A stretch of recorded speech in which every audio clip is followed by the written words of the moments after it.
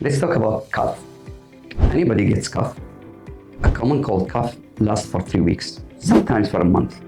But if it lasts longer, and if it wakes you up at night, and if it comes with specific triggers, perfumes, fumes, smoke, cold weather, strong smells, this is most likely signs of a cough variant asthma.